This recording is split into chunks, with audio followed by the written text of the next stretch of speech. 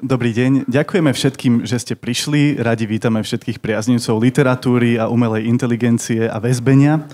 Ďakujeme Zuzke za tento krásny úvod. Ona na chodbe mi vravela, že nás uviedla nádherne a že či sme ju počuli, ale to sme nepočuli, lebo sme boli v úplne inej miestnosti, takže budem nás musieť uviesť ja a začnem hosťom po mojej ľavici. Pri mne sedí Marián Kabát, doktor Marián Kabát z Univerzity Komenského, ktorého citujem, je vedúca slovenská osobnosť na poli výskumu lokalizácie. Vedie prvé univerzitné kurzy na túto tému, prvý o nej napísal monografiu a momentálne pôsobí ako odborný asistent na Univerzite Komenského a ako šéfredaktor vedeckého časopisu L10N. Výskumne sa venuje najmä lokalizácii, no napísal i monografiu o úlohe kreativity v preklade. Okrem pôsobenia na univerzite je aj aktívnym prekladateľom, fanúšikom hernej série Final Fantasy, pozerá mi do poznámok a ako vám Zuzka naznačila už predtým, tak v poslednej dobe je aj insitným bodybuilderom. A my sme... Dobrý deň. Marián, vítaj. Dobrý deň.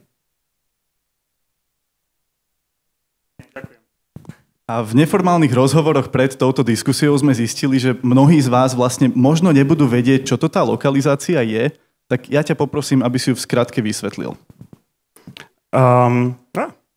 Lokalizácia je preklad softverov, čiže programov, ktoré máte v počítači, v mobile, v tablete, všade inde, vo všetkých týchto elektronických zariadeniach. Čiže sú to programy, sú to videohry a weby. Ďakujeme. Tým si nám dokázal, že vieš, o čom rozprávaš.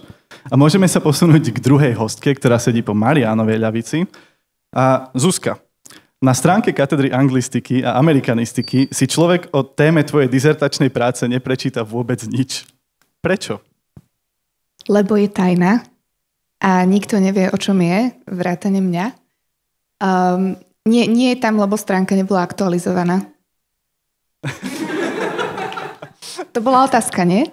Áno, a chceš ju aktualizovať teraz, tu, live a povedať nám, čomu sa venuješ? Áno, vo svojej dizertačnej práci sa venujem dlhodobému výskumu trendov v preklade s pomocou umelej inteligencie. To znamená, že budem vkladať stále tie isté texty do toho istého modelu v priebehu 3 rokov a budem analyzovať výstupy, budem analyzovať preklady, ktoré mi ponúkne a budem sledovať, či sa zlepšuje, zhoršuje, v čom sa zlepšuje, v čom sa zhoršuje a možno budem premýšľať o tom, prečo to tak je.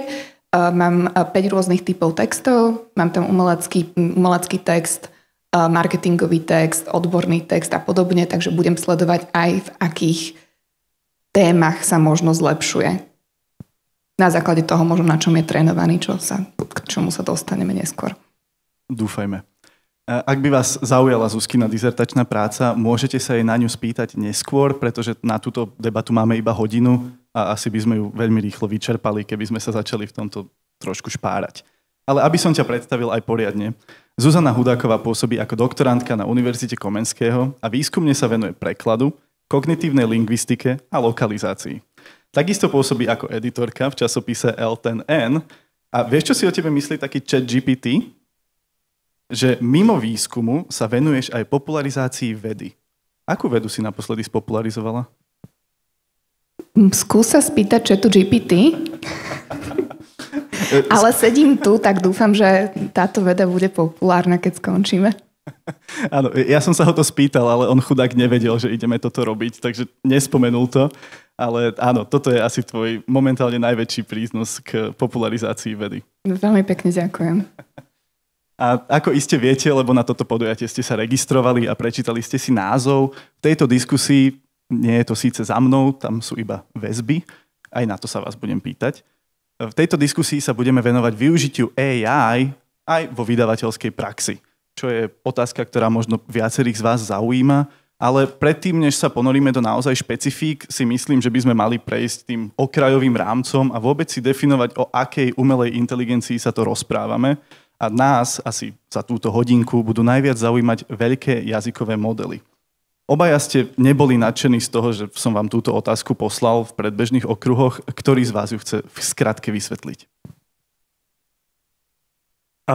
Veľký jazykový model je v podstate program, ktorý pozostáva z veľkého korpusu, z až desiatok miliónov slov, ktorý je na základe strojového učenia a iných technológií, ktoré bežia na pozadí, naučený tak, aby dokázal najskôr rozanalizovať nejakú otázku alebo nejaký príkaz, ktorý dostane, aby mu vzhľadom k tomu korpusu, ktorý má, vedel tej otázke pochopiť.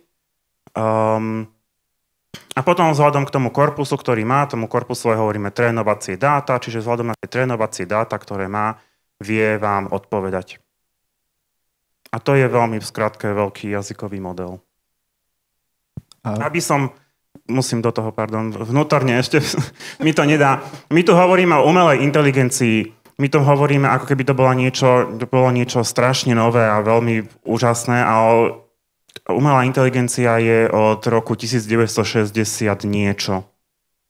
Je to strojové učenie, len sa z toho stalo strašné nejaký buzzword, nejaké kľúčové slovo, ktoré všetci musia teraz používať, pretože je strašne a je to marketingovo zaujímavé. A v skutočnosti to nie je nič nové, ani ten ChatGPT nie je nič nové, keď tu prerazil v tom 22. na konci 22. 23. Tak on už predtým existoval asi 5 rokov, tá firma existovala. Ten jazykový model existoval už predtým, len ešte stále tam mal malý korpus, tie technológie neboli dostatočne dobré, takže si to nikto nevšímal. Hej. Ale v podstate to nie je nič nové pre nás. Ale zase ten posun musíme uznať a myslíš, že to je naozaj len tým marketingom? Tu pokojne odpovedz aj ty, Zuzka. Alebo tam prišlo k nejakému pokroku a už sú aj užitočnejšie pre širokú verejnosť? Tieto nové modely lepšie rozumejú kontextu a je to spôsobené aj tým, ako sú trénované, na čom sú trénované.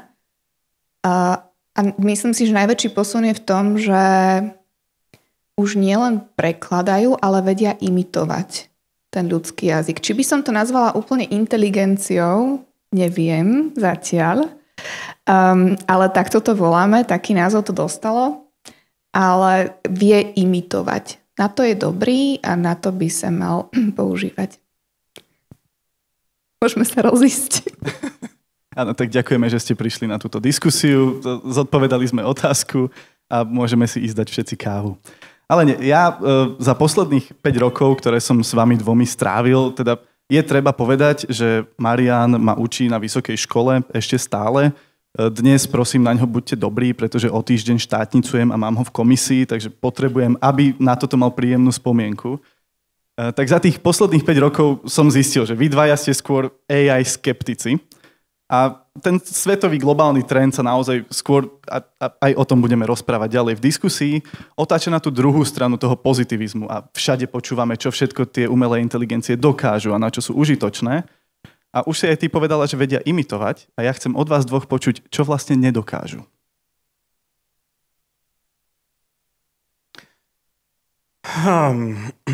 Oni toho naozaj dokážu strašne veľa. To, čo nedokážu, je presvedčiť tak, že keď začnete ten výstup analyzovať a začnete sa nad tým naozaj zamýšľať nejako hlbšie, tak zistíte, že tam sú nejaké nedostatky. A keď ho začnete chytať za tie nedostatky, tak on sa väčšinou zacyklí, chudáčik. Máme byť odborní, že? A profesionálny. Ja ťa budem citovať v dizertačke. Chudáčik. Sa zacyklí, chudáčik. Nie, ale pointa a hlavne tých verejne dostupných modelov, hej, je, že oni chcú vám spraviť radosť. Oni sú tu na to, aby potešili toho používateľa, aby vy ste boli s nimi spokojní. Ako malé dieťa, keď rozprávate malé dieťa, tak je nadšené. Hej, malé dieťa chce svojim rodičom ulahodiť v prvom rade. Hej, chce, aby si ho všimli, aby ho pochválili. A to isté chce aj ten jazykový model od vás. Hej, a chce, aby ste vy ako používateľ s ním boli spokojní. Problém je v tom, že vy keď si začnete všímať tie jeho nejaké, nazvime to myšlienkové prešľapy, lapsusy a začnete ho na ne upozorňovať, tak on sa strašne začne ospravedlňovať, začne sa opravovať a čím viac sa bude opravovať, tým viac sa bude prehlbovať tá jeho chybovosť. Hej, že vtedy sa začnú tie chyby ako keby tak násobiť. Hej. Čiže oni sú veľmi presvedčiví, ale je to na vás ako na používateľoch, aby ste ten výstup, ktorý vám dajú, vždy kriticky zhodnotili a skontrolovali. Pretože vtedy ho odhalíte, že vlastne si vymýšľajú v niečom. Veľmi dôležité tu je povedať, že tie modely si neuvedomujú dôsledky tých svojich výstupov a tým pádom tá inteligencia tam musí sedieť pred tým počítačom. Nie v ňom. A pokiaľ tam nie je, ja to hovorím aj svojim študentom, že nikdy nekopírujte tie výstupy priamo do svojich prác. Vždy to musí prejsť cez nejakú prirodzenú inteligenciu a kontrolu. A dbajú na toto študenti? Teda inak, dbáme na to? Poviem ti v útorok. Ako ktorý? Ako kedy? Ja dúfam, že mi toto v útorok nebudeš musieť hovoriť a na túto tému ani nepadne. Ale Zuzka, mňa zaujalo to, čo si povedala, a aj ty si o tom rozprával, keď si vysvetľoval, čo to je veľký jazykový model, že oni sa teda na niečom učia. Majú nejaký objem dát. A ty si človek, ktorý ma ako prvý upozornil na to, že odkedy sa jazykové modely začali učiť sami na sebe, tak hlúpnu. Je toto pravda a myslíš, že sa vymotajú niekedy z tejto jamy, ktorú si sami začali kopať? Neviem to odhadnúť, až tak hlboko do toho nevidím, ale logicky, keď sa na to pozrieme, obrovské množstvo textov na internete je buď už preložené nejakým strojovým prekladačom, alebo je priamo vygenerované umelou inteligenciou. Hoci kde sa s tým stretnete, už aj články, dokonca vedecké články, je na nich na niektorých vidno, že neprešli úplne dokonale rukami človeka. A keďže nevieme, na čom tie modely sú trénované, takmer žiadna spoločnosť nezverejňuje svoje trénovacie dáta z dôvodov, ktoré vedia len oni sami, ale my si môžeme domyslieť. Všetci by ich žalovali. Ďakujem. Predpokladajme teda v tejto chvíli, že si ťahajú tie texty z internetu. A keďže sme si povedali, že na internete je obrovské množstvo už textov, ktoré vygenerovali oni sami a ktoré možno neprešli tým nejakým kritickým pohľadom človeka, je pravdepodobné, že chyby sa budú opakovať, že sa bude opakovať nejaký bias, ktorý sa v tých textoch vyskytuje a tým pádom sa môžeme dostať do situácie, že si začne ako ten povestný had sám kúsať do chvosta. Tu veľmi pekne stojí tá analógia, ktorú si ty použil, že tie jazykové modely sú trošku ako malé dieťa, lebo oni aj keď ich upozorníš na tú chybu, tak presne povedia, že prepáč, to som sa zmýlil, ono je to vlastne inak. A tu by som možno aj zapojil publikum do debaty, koľký z vás sa zvyknú rozprávať s umelou inteligenciou? To je dosť rúk. A koľký z vás už túto detinskú výhovorku počuli? A ďalšia otázka, keď ju opravil, tú chybu, ktorú spravil ďalšiu chybu, alebo naozaj prišiel s niečím pravdivým? Áno. A to je... Zaciklil sa chudáčik. Zaciklil sa chudáčik. To je presne to, čo sa teraz vlastne deje už aj na tej makroškále však. A oni budú stále hlúpnuť a už chudáčik bude ťahať aj tie nesprávne odpovede stále do kolečka. Samozrejme počítame s tým, že sa budú trénovať na týchto dátach random z internetu. Môže sa stať, že niektorá tá firma alebo spoločnosť, ktorá tieto modely vyvíja, si povie, že dobre, ja tu mám tento úžasný nástroj a začnem ho krmiť kvalitnými textami. Lenže na krmenie kvalitnými textami potrebujeme veľa financií, pretože veľa tých textov treba kúpiť. A potrebujeme, aby tie texty, ktoré nie sú nakúpené alebo nové, prešli nejakú ľudskou kontrolou a ľudí treba tiež zaplatiť, aby to urobili. To znamená, že to považujem za ideálne riešenie, ale nie také, s ktorým počítam v najbližšej budúcnosti. Tak a z toho informatického hľadiska, čo tá firma môže spraviť, ale nikdy to nespraví, je, že v podstate tie svoje všetky systémy, ktoré toho učenia zastaví a vráti ten model do nejakej predchádzajúcej podoby, keď ten korpus bol ešte menší, ale bol v štádiu, že ešte sa nenasítil svojimi vlastnými vygenerovanými textami. Lenže tie firmy pravdepodobne nespravia, pretože peniaze, Pretože kebyže ten model zastavia jeho používanie, tak prídu o veľmi veľa prachov, ktoré v tom už tí používateľia majú. Nie je to proces, ktorý by oni zvládli zbehnúť za deň. Trvalo by takýto proces rollbacku dlho. Takže z princípu ľudskej chamtivosti, keď to mám tak škaredo povedať, sa toto asi nestane. Skôr naozaj je pravdepodobnejší ten scenár, ktorý vravela vlastne Zuzka, že oni sa v nejakom čase si povedia, že začnú to krmiť iba kvalitnými dátami a potom teoreticky dôjde k nejakému zlepšeniu. Teoreticky. A s tým súvisí aj moja ďalšia otázka, pretože už sme spomínali tie dve spektra, veľký optimizmus, veľký skepticizmus. A keď prejdeme až za tú skepsu, tak mnoho ľudí z dôvodu toho, že sa stále vylepšujú tie umelé inteligencie, cíti až strach. A boja sa toho, že to nahradí ich prácu, že niektorí sa boja až takého terminátorského scenára. Bojíte sa vy? Ja sa nebojím umelej inteligencie, ani by som nepovedala úplne, že som skeptická, pretože je to podľa mňa vynikajúci nástroj a má veľa úžasných využití už teraz. Napríklad v medicíne. To sú úžasné, neuveriteľné veci, ktoré fungujú veľmi rýchlo a veľmi kvalitne zatiaľ. Hlavne sú to modely, ktoré sú trénované na kvalitných dátach. Ale skôr ma desí to, ako tie modely používame, ako tie nástroje používame. Tam badám, že ľudia nevedia, na čo tie modely určené sú. Možno je to aj tým, ako sa prezentujú na verejnosti. Nie samotné modely samozrejme, ale firmy, ktoré ich vlastnia.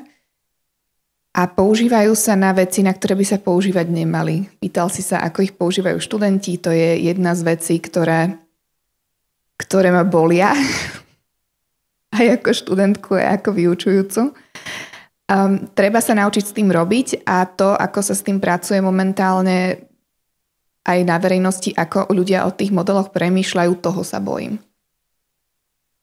Tak, nebojme sa umelej inteligencie, bojme sa používateľov. Zrovna dnes ráno, keď som viezol deti do škôlky, tak v rádiu hovorili bizarný prípad, že žena chatu nahrala fotku kávovej usadeniny svojho muža a poprosila chat, aby jej z kávovej usadeniny vyveštil, či ho manžel podvádza. A chat jej povedal, že áno, manžel ťa podvádza, tak žena podala na rozvod. A to ti hovorili tvoje deti? To hovorili v rádiu. Aha, dobre. Michal, sústreď sa. Už som sa bál. Takže nebojíte sa vôbec. Chudý FX, píšem si. Našťastie Marian sedí v mojej literárnej komisii a je iba prísediaci. Takže som vás trošku oklamal, ja ako tie jazykové modely. Takže nemusíme sa báť toho, že nás napadnú nejaké terminátory. Prepitujem dokonca hlúpe terminátory, ktoré sa budú učiť samé na sebe, ale skôr sa máme báť toho, čo sa z nás stane v dôsledku týchto terminátorov. Presne tak. A myslím, že to sme si už celkom pekne prešli to všeobecné pozadie a môžeme prísť k špecifikám. Na Slovensku nedávno, naozaj je to celkom čerstvý kúsok, vo vydavateľstve Lindeny vyšla zatiaľ prvá kniha preložená AI s názvom Jednoducho umelá inteligencia. Marian, prečo ťa nepozvali jej robiť redakciu? Asi by som odmietol tak či onak. Asi preto. Že by si odmietol, oni to vedeli. Ale nemyslím si, že vedia, že existujem. S touto knihou je spojených viacero zaujímavých faktov. Jednak teda naozaj je to prvotina a je to taká celkom pekná irónia, že umelá inteligencia prekladala sama o sebe. A keď si človek o tomto fakte číta v tiráži, tak ho zaujme fakt, že nie je napísané, aká umelá inteligencia prekladala túto knihu. Prečo si myslíte, že to tak je? To sa asi treba spýtať ich, že prečo to tam nedali, lebo to zaujíma veľmi aj mňa. Ja som si tú knihu včera zrovna kúpil, lebo chcem ju zadať ako bakalárskú prácu na analýzu nejakému študentovi, lebo ma veľmi zaujíma, ako tá kniha, akej kvality vlastne je ten preklad. Prvá vec je, že tam nie je uvedený model je tam napísané preložila umelá inteligencia. Nie je tam copyright pri tom preklade, samozrejme, lebo umelá inteligencia nemôže vlastniť copyright. Ten model, no mne tam chýba aj z toho odborného hľadiska, pretože ja neviem posúdiť, že aký model, aké dáta tam boli aké dáta tam boli trénovacie. Je to veľmi, veľmi neetické rozhodnutie podľa mňa. Aj akože tá umelá inteligencia nemá nejaké etické práva, lebo je to stroj, hej, ale proste je to aj voči nej nejakým spôsobom nefér. Fascinujúce je, že tá kniha vyšla 2023. Hej. Čiže pravdepodobne sa preklad cez ten jazykový model nejaký robil buď začiatkom roka 23 alebo ešte roku 22, kedy tá kvalita bola tiež otázna. Je tam uvedený je tam uvedený odborný redaktor, ktorý je, nepamätám si meno, prepáčte, nejaký profesor z STUčky, ktorý sa zaoberá umelou inteligenciou. Je tam uvedená jazyková korektorka, redaktorka, ktorá by mala byť asi uvedená podľa mňa skôr ako posteditorka, lebo to pravdepodobne robila. A ešte je tam uvedená zodpovedná redaktorka, čo asi je že v každej knižke. Hej. Čiže to pred tým vydaním videli minimálne 3 páry očí a mňa veľmi zaujíma, že ako veľmi plakali tie 3 páry očí a ktorý z nich plakal najviac. Lebo tá knižka obsahovo je veľmi je jednoducho napísaná. Hej, ona vysvetľuje princípy fungovania umelej inteligencie pre laikov. Nie je to strašne veľmi odborné, ten jazyk je naozaj veľmi, veľmi jednoduchý, čo teoreticky tá umelá inteligencia celkom fajn ešte vie zvládnuť. Bojím sa toho, že to bolo robené cez nejaký model v tom roku 22-23, kedy to možno ešte nevedeli tak veľmi dobre zvládnuť. Čiže tak veľa faktorov je tam, ktoré ma zaujímajú z vedeckého hľadiska vyslovene, že ako sme dospeli k tomu, čo nakoniec vydali. Prečo?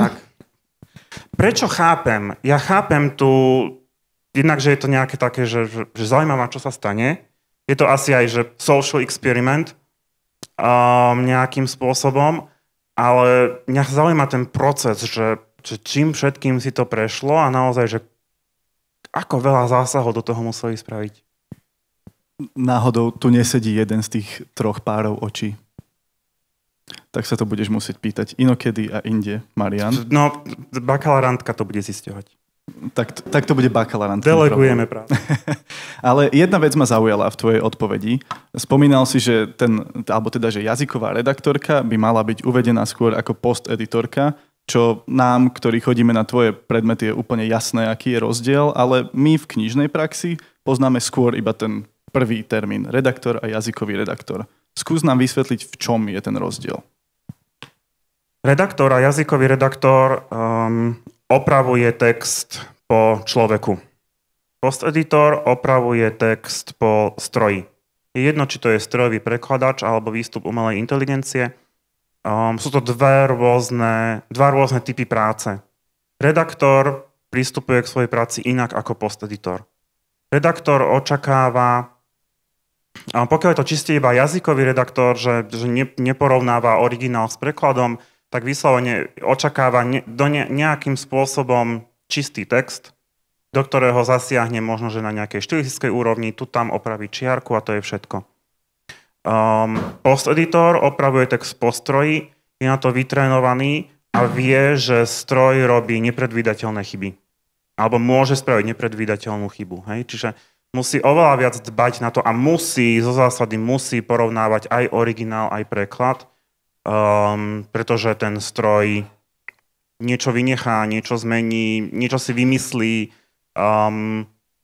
Takže je to aj oveľa väčšia kognitívna záťaž na toho človeka. Takže je to aj úplne rozdielný skillset a nemyslíš si, že keď príde k tomu posunu, že prekladateľov umelá inteligencia úplne vytlačí, tak redaktori, ktorí dovtedy robili redakcie, budú môcť pokračovať na umelej inteligencii? alebo sa to naučia pomerne rýchlo? To je asi veľmi osobnostná otázka. Lebo to záleží od každého toho redaktora samotného, že či na to nejakým spôsobom nabehne, či si to bude vedieť přijímať, pretože je to úplne iný typ práce, čiže aj je to o tom, že či ten človek bude ochotný sa vlastne nejakým spôsobom naučiť tento iný typ práce robiť. Hej. Samozrejme, že to nie je vylúčené, ale prax napríklad aj výskumy ukazujú, že to, že je niekto dobrý prekladateľ alebo redaktor, neznamená, že bude aj dobrý post-editor. Hej? A naopak, to, že niekomu ide dobre post-editing, neznamená, že je aj dobrý prekladateľ alebo redaktor. A aj po tej post-editácii podľa ISO noriem má prebehnúť ešte korektúra jazyková. Hej? Čiže to nenahrádza tú korektúru samú o sebe. Chcela by si ešte niečo dodať k tejto debate? Hovoril si, že umelá inteligencia, keď vytlačí prekladateľov, to bola zaujímavá formulácia. Nemyslím si, že vytlačí, myslím si, že možno trochu posunie toho prekladateľa do tej roli post-editora. Pretože dobrý post-editor by mal vedieť prekladať, aby vedel vychytať tie chyby, ktoré tam ten stroj urobí. A preto potom treba aj tú jazykovú korektúru aj po tom post-editingu, pretože ten post-editing v podstate je veľmi, veľmi úzko súvisí s prekladom, pretože ty musíš pozerať na obidva texty. Čiže nemyslím si, že vytlačí už tieto jazykové NMTčka ako Google Translate alebo DeepL sa používajú roky. Nevytlačili prekladateľov, možno ich znova posunuli trošku do tej roli a mnohí prekladatelia už vedia robiť post-editing, pretože pracujú s týmito modelmi, pracujú s CAD nástrojmi. Takže ono to podľa mňa organicky trošku možno posunie tú rolu, ale nevytlačí. Ja som vedel, že presne táto fráza chytí vašu pozornosť a chcel som tam smerovať ďalej, pretože Marián je dlhodobý zastanca postoja, že neexistuje, aby prekladateľov AI nahradila. Ak by som ťa mal citovať, tak poviem, už to robím 10 rokov, už to počúvam 10 rokov a stále tu som. Ale keby sme chceli, nevedeli by sme túto knihu vidieť ako prvý krôčik k tejto obmene? Podľa jedného z vydavateľov, s ktorými som sa na túto tému rozprával a ktorí už AI aktívne využívajú, bola táto debata na mieste možno pred rokom, keď boli tie jazykové modely ešte hlúpejšie ako sú teraz, ale dnes už sa podľa neho nie je o čom baviť. Aké sú podľa vás dvoch vízie tohoto budúceho vývinu a prečo situácia nie je taká prostá, ako by sa mnohým z nás mohla zdať? A ak by ten prekladateľský stav naozaj mal padnúť v úvodzovkách, na toto slovo si dnes dávajme pozor, kto sa udrží dlhšie, umelecký alebo odborní prekladatelia?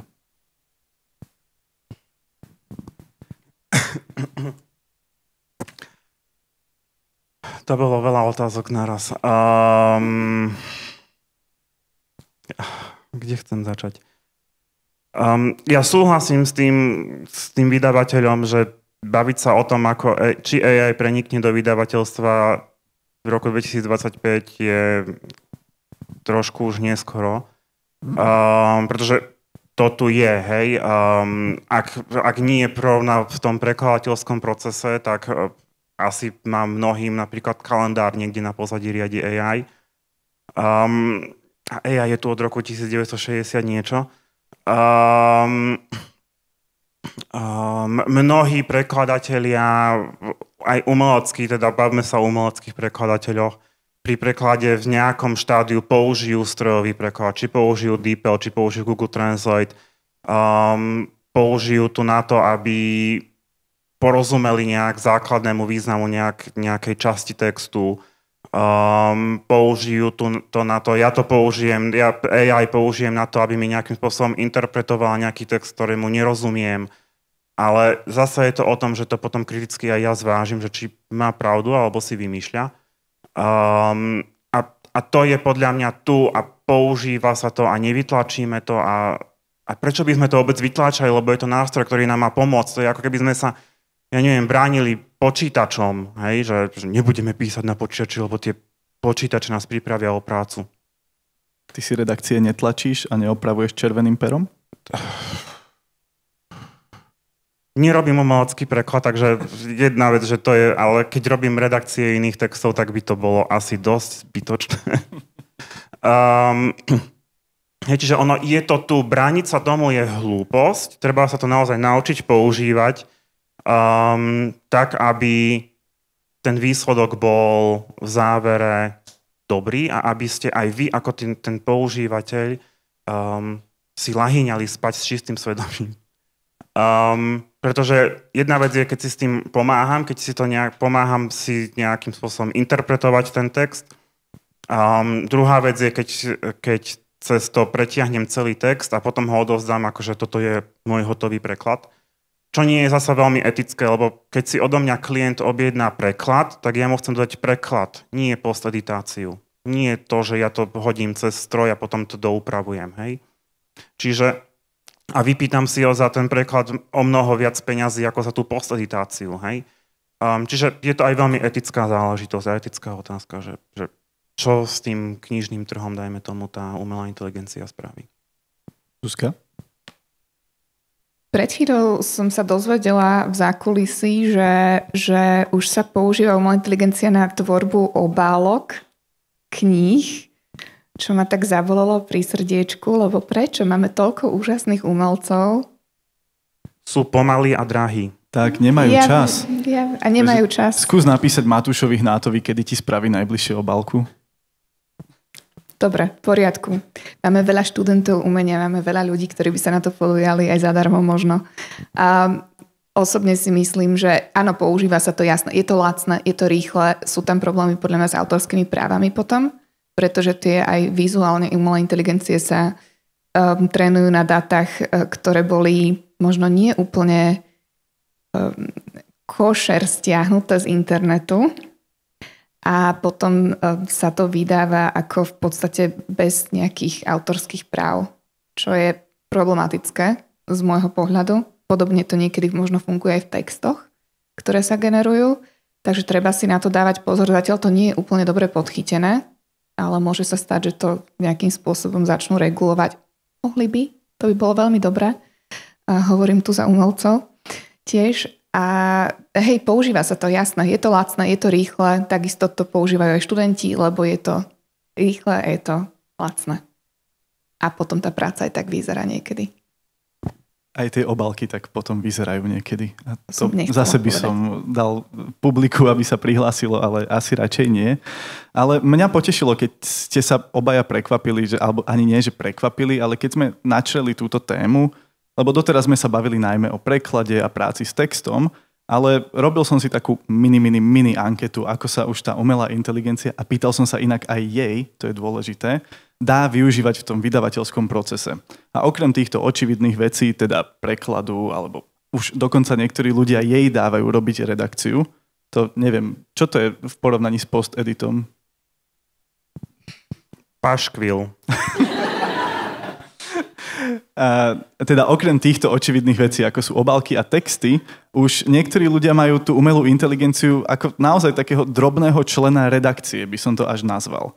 Vydavateľ Matúš Mládek z vydavateľstva Aurora sa mi priznal, že on už dáva umelej inteligencii aj čítať rukopisy, ktoré mu prídu, aby mu povedala, či za niečo stoja, či už štilisticky alebo obsahovo.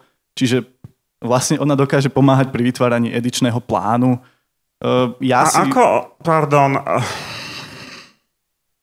Teraz sa ma spýtaš otázku, na ktorú vie odpovedať iba on. Áno, lebo chápeš, povedz mi ty stroj, či je tento rukopis dobrý a mám ho vydať. Je pre mňa rovnaká otázka, ako povedz mi ty stroj, či ma manžel podvádza a mám sa rozviesť. No ale veď na to už máme precedens. Aby som ho dovysvetlil, tak on sa odvolával najmä na situáciu, ktorú zažívajú väčšie vydavateľstvá, ktorým naozaj, napríklad podľa vydavateľstva Slovart, im príde každý deň aspoň jeden rukopis pôvodnej tvorby na zváženie, či by ho nechceli vydať. A to je pre ľudskú kapacitu nezvládnutelné, čo sa tu asi myslím všetci vydavatelia, ktorí sedia v publiku, zhodnú, že aj pri nás menších je neúmerné stíhať sledovať tieto rukopisy, ktoré nám pristávajú. Takže on to vidí tak, že ty to nahráš do umelej inteligencie, ktorá prejde ten text podstatne rýchlejšie ako ty. A čo na to povie ten pôvodný autor, keď jeho text bez jeho vedomia nahrám do umelej inteligencie a práve som ho sprístupnil, porušil som asi nejakú zmluvu, ktorú s tým autorom mám, či ešte v tom momente... Tedy ešte zmluvu nemáš. Tak to iba tak povedzte tomu, akože ja som asi zlý človek, lebo toto Ja mám s týmto ešte trochu iný problém a to je problém tokenizácie. Keď nahráš veľmi dlhý text do umelej inteligencie, nedá sa zistiť, koľko z toho textu tá umelá inteligencia reálne prečítala. A ten výstup ona si vymyslí na základe toho, čo ten používateľ chce počuť. To znamená, že ona si možno prečítala z tých 200 strán 20 a povedala si, že tak toto za veľa nestojí, tak mu napíšem, že toto nestojí za toto vydať. Je možno, že si prečítala stredných 20, posledných 20 alebo 50, ale stále je pravdepodobné, že si neprečítala tú prácu celú a on chce od nej názor. A tu by sa zase dalo vydavateľsky kontrovať, že tiež nemáš šancu prečítať ten rukopis celý a rozhoduješ sa na tých úvodných pár stránkach a ak sú naozaj dobré, tak možno prečítaš celú prácu, kým sa pustíš do toho naplno. Ale ty si vydavateľ. A toto je umelá inteligencia. V tomto prípade. Táto umelá inteligencia nie je vydavateľ. Nemá tvoje skúsenosti, nemá tvoje oko, nepozná tvoje vydavateľstvo, nepozná tvoju cieľovú skupinu. Ja pýtať si názory od umelej inteligencie považujem za veľmi takú šedú arénu. Existuje akademické vydavateľstvo Routledge, ktoré asi rok dozadu odovzdalo všetky texty, ktoré kedy vydalo na vytrénovanie umelej inteligencie a odvtedy vydáva asi tak štvrtinu z toho, čo vydávalo dovtedy, pretože všetci autori ho začali bojkotovať, pretože ja nechcem, aby môj rukopis bol niekde, akože on tam je tak či onak, hej, na to kašľať, ale jednoducho spravili tak proti mojej vôli, pretože je to môj rukopis a ja mám o ňom rozhodnúť. A to isté robí aj tento pán, nepamätám sa meno, pán Mládek, ktorý do umelej inteligencie proti vôli autora, bez jeho súhlasu nahral jeho rukopis. Ja sa vrátim naspäť k vizuálnemu umeniu, možno ste to zachytili pred mesiacom, či 2 to bolo, kedy sa japonský ilustrátor Miyazaki ozval proti OpenAI, pretože bol veľmi veľký trend na sociálnych sieťach, že všetci si dávali fotky prerábať do jeho štýlu umeleckého a on sa ozval, že on nesúhlasil s tým, aby ten stroj bol trénovaný na jeho dátach a je to proste porušenie autorských práv. Páči.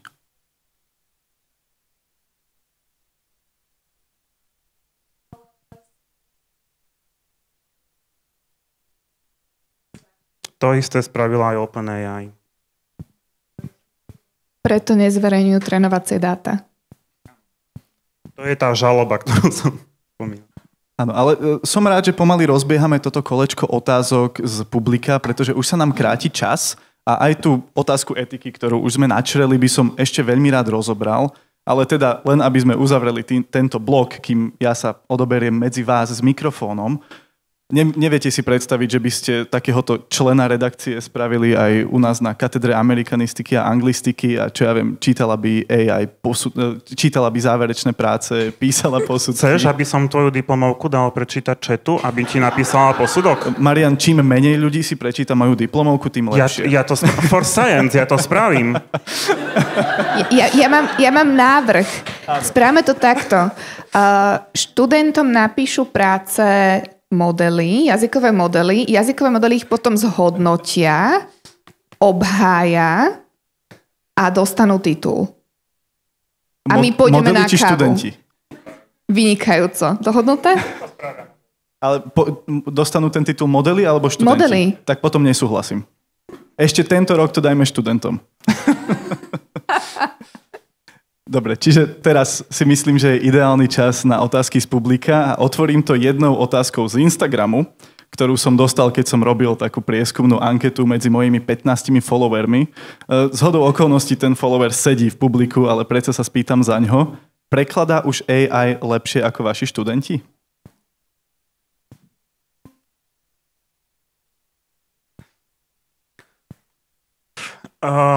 Niektorí, a určite áno.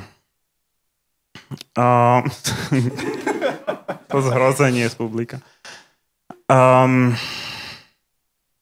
Problém, hlavne niektorí začínajúci, bavíme sa teraz o začiatočníkoch, dobre? Problém začínajúcich prekladateľov je, že sa veľmi držia toho textu pôvodného, zdrojového, nevedia ho pustiť a tým pádom je tá slovenčina, ten cieľový jazyk veľmi, veľmi kostrbatý. To Simona mi veľmi prikyvuje, že áno.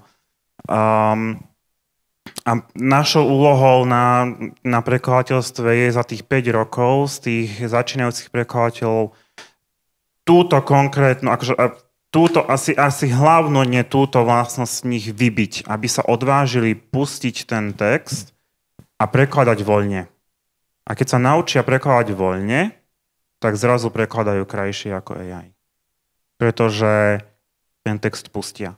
AI pri preklade z angličtiny do slovenčiny, bavíme sa teraz o tomto smere, keď vám aj pekne nejakým spôsobom naformuluje ten preklad, že sa jej zadarí, má dobrý deň, chyba, ktorú stále robí, je, že nechápe, že v slovenčine existuje téma réma.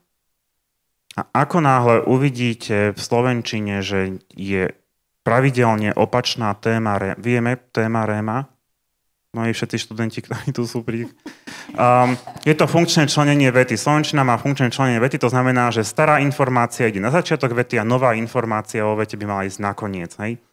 A toto tie umelé inteligencie nevedia zhodnotiť, pretože oni nechápu širší kontext toho, čo prekladajú. Hej? A ako náhle ja čítam text, kde tá téma réma je naopak a je tam sústavne naopak, tak ja viem, že niekto išiel podľa strojového prekladu, pretože to nezvažuje. A to je úplne jasná ukážka pre mňa, že tam išiel strojový preklad. Alebo nevie, čo je téma réma. Ja veľmi dúfam, že všetci moji študenti veľmi dobre už vedia, čo je téma. A môžeme prejsť na otázky od vás, ktorí ma nesledujete na Instagrame. Ak sa niekto niečo chce spýtať, zdvihnite ruku a ja pribehnem s mikrofónom. Otázky, to je super. Káva? Idem. Presne, však vždy sa všetci boja, kým nejde tá prvá ruka hore, takže páči. Ja by som mal takú otázku práve, že zo slovenčiny ideme do iného textu, keďže ja ako malilinkatý vydavateľ nemám šancu uspieť na tých veľkých trhoch a nájsť ako keby prekladateľa do malej reči, lotyština, slovinčina a podobne, je veľmi komplikované. Keď by som náhodou aj chcel nájsť nejaký ten umelý prekladač, ale ktorý by bol akože naozaj bol trénovaný na legálne kúpených dátach a je nejakým spôsobom, že posúdi, že je dobrý, hej? Mám takú šancu dozvedieť sa, že teraz využívam naozaj nástroj, ktorý moju nejakú vnútornú etiku nenaštrbí a dodá mi niečo dobré? Alebo proste sú to tie big techy, ktoré nemám sa im ako vyhnúť?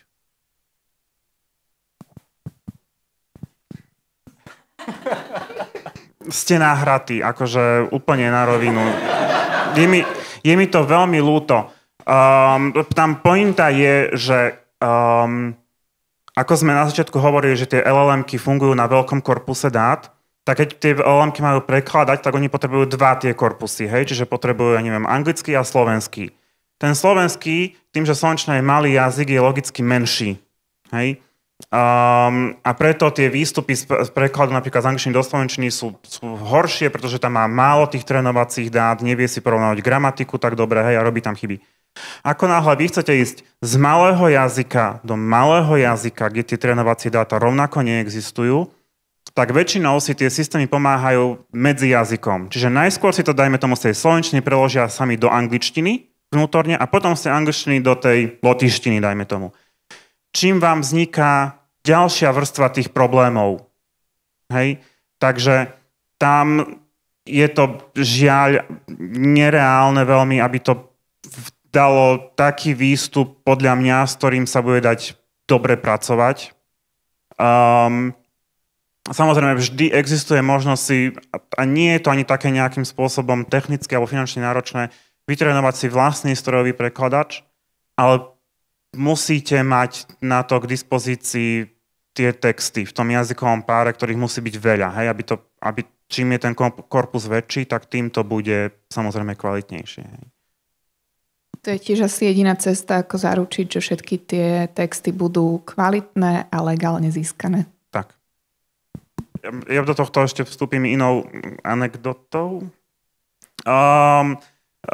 Európska únia má vlastný strojový preklad, ktorý sa volá e-translation. Tento strojový preklad je vytrenovaný iba na textoch Európskej únie. Čiže je vhodný na preklad odborných textov a rôznych takýchto právnych a smerníc a podobných vecí, pretože to sú jeho trénovacie dáta. Všetky tie texty, ktoré má v tých trénovacích dátach, sú buď písané rodennými hovoriacimi, alebo keď sú to preklady, tak sú to preklady, ktoré prešli aj korektúrou, takže sú na nejakej dobrej úrovni. Takže ten výstup je tam častokrát lepší než taký Google Translate alebo aj DeepL, lebo sú špecializované na to. A vy potrebujete práve nejaký stroj, ktorý bude špecializovaný na preklad v tom danom jazykovom páre. A to komerčne myslím si, že nechcem akože klamať, ale myslím si, že nemáme taký komerčný výstup. A druhá odvážnejšia, alebo teda menej odvážna ruka? Páči. Ďakujem. Ja mám dve otázky dokonca. Jedna je, že od začiatku roka platí v Európskej únii taký ten AI Act, čo nie je nejaké legislatívne nariadenie úplne nejak vážne, ale je to odporúčanie možno skôr, že všetok content, všetko vlastne, čo sa vytvorí s pomocou AI alebo aj edituje, tak by tak malo byť označené. Ja robím v reklame, tam sa na to celkom kašle. Nestretol som sa zatiaľ s nikým, kto by to fakt označoval mimo Instagram, Facebook, sociálne siete, ktoré majú vlastne prednastavenú takú paletku. Vy ste sa stretli s tým, že to niekto naozaj aplikuje a používa? Lebo to sa týka aj textov, to sa týka vlastne všetkého. To je jedna otázka. A druhá, vy asi viete posúdiť, či ten text, ktorý dostanete alebo nie je napísaný AI, ale ja si myslím, že to je veľký problém už aj na školách, že je veľký problém vo vzdelávaní, že proste deti to využívajú. Viem, že existujú proste modely, ktoré detekujú, či ten text je alebo nie je napísaný z AI. Len oni akoby nestíhajú za tým, ako ten hlavný model sa vyvíja. Čiže je tam nejaký spôsob, ako toto sa bude riešiť do budúcna? Existuje niečo? Ja rovno odpoviem na túto druhú otázku. Nie také programy, ktoré vedia 100% detekovať, či text bol napísaný umelou inteligenciou alebo nie, neexistujú. Je veľa programov, ktoré sa tvária, že to vedia spraviť, aj si nechajú zaplatiť. Ja som sa zatiaľ s takým nestretla a skúšala som ich veľa. Skúšam ich pravidelne na svojej bakalárskej práci, ktorú som písala predtým, než prišli tieto modely na trh. Myslím, že som to lízla asi o pol roka. A ešte sa mi nestalo, že by mi nejaký nevyhodilo, že minimálne 60% toho textu bolo napísaného cez AI. Takže aj z tých, ktoré boli zaplatené, nedá sa to určiť. Nie je na základe čoho. Ľudia majú rôzne štýly písania. Sú ľudia, ktorí používali MDŠ, tie dlhé pomočky a slova ako "in this landscape" predtým, ako prišli. Moje obľúbené. Áno, na niektorých prácach študentských sa to dá okamžite vidieť, pretože má to nejakú svoju štruktúru, to, čo primárne ChatGPT, čo zo seba vypľuje. A väčšinou sa to aj opakuje. Keď už ste to videli veľakrát, keď sa s tým hráte rok ako ja, tak už niektoré veci na to prídete. Nedá sa to dokázať. Toľko k tomu. Nespoliehala by som sa na to a hlavne apelujem aj na vyučujúcich, nech to nepoužívajú na hodnotenie študentov, pretože to nie je 100% a môže sa vám ľahko stať, že budete sankciovať niekoho, kto tú umelú inteligenciu nepoužil. Hej, a ono napríklad veľmi ľahko sa to dá či bol AI použitý na vytvorenie textu, dá veľmi ľahko pozorovať, keď máte dlhší text. Lebo keď nejakú časť toho textu napíše autor a potom nejakú časť je vyplúta cez AI, tak tam je cítiť takú zmenu toho štýlu. Zrazu sa to číta inak ako tie dve časti. Hej? Čiže tam je zrazu vklad niekoho, buď tam nejaký iný človek niečo dopísal, alebo je to umelá inteligencia. Hej. No zasa nikdy sa toto sa nedá priamo dokázať. Hej. Čo my nejakým spôsobom vieme tým študentom dokázať, že použili nejaký takýto nástroj, je, že nám nechávajú v textoch citácie na nejaké texty, iné články a tie citácie sú v tých textoch nedohľadateľné. Lebo to je známe, že AI si vymýšľa, takže on im tam vymyslel citát, študenti si to nedohľadali, nechali to v tej práci a tým pádom je pre nás jasné, že to išlo cez AI. Hej? A tá prvá otázka, či som sa stretol s nejakým označovaním. Na Instagrame si to všímam aj ja, že to mávajú influenceri, že vytvorené cez AI. Okrem toho asi nikde. Ale videla som v záverečných prácach u študentov, že citovali. Napríklad my máme smernicu rektora, podľa ktorej ako majú napísať do práce, že práca bola akože nejakým spôsobom upravená, alebo že proste použili aj pri písaní práci umelú inteligenciu na také účely a je presne dané, že ako to majú vlastne citovať. Aj samozrejme v akademickom písaní, v akademických textoch, v článkoch sú smernice, že ako citovať umelú inteligenciu, hej, a všetko toto. Takže tu áno, ale akože mimo tej akadémie v nejakom normálnom živote je toho veľmi, veľmi máličko, podľa mňa. A skôr si to naozaj všimnite na tom, že niekto má na ruke 6 prstov, alebo že má niekto 3 ruky a podobne. Chcel som dať priestor na ešte jednu otázku, ak by sa niekto našiel. Už mi kolegyňa ukazuje, že máme 3 minúty, takže stihneme to?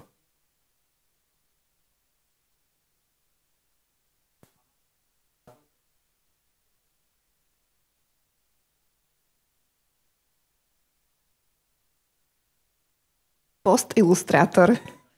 Ej, nie, toto...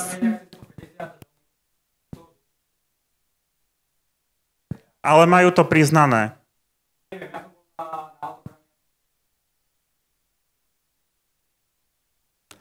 Podľa mňa je košer, ak to priznajú. Neviem. Ty si umelec. Ja. Že košer, ak to majú priznané, to je, či je to správne?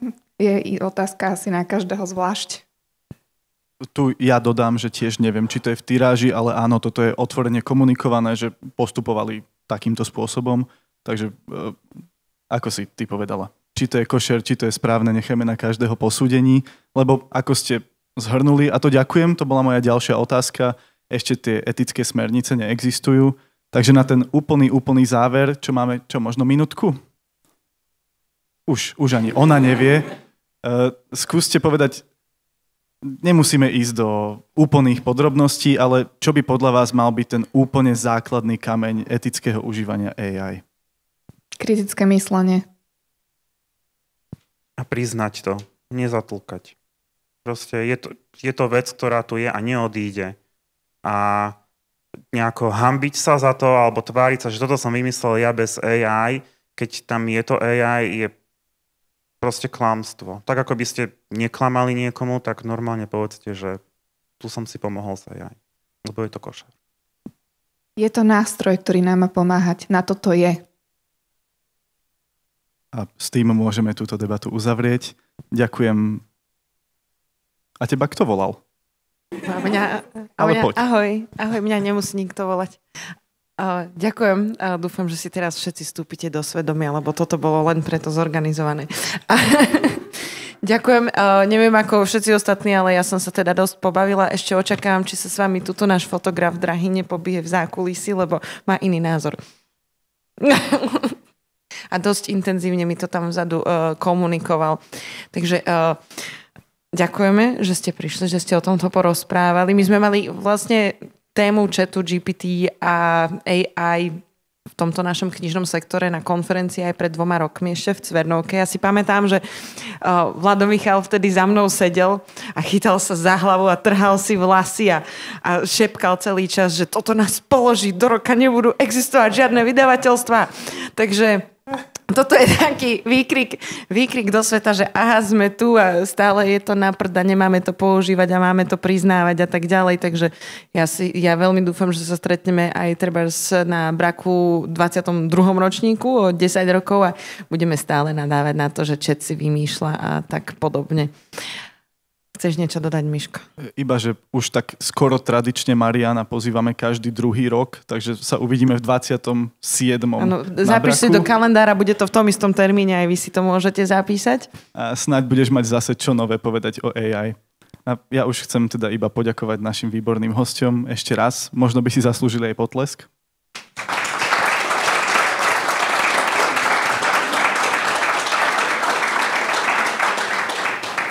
Ďakujem aj vám, že ste nás hodinu vydržali počúvať a dúfam, že zostanete aj na zvyšok konferencie, aby ste sa naučili ešte kopec ďalších vecí o tom, čo už viete.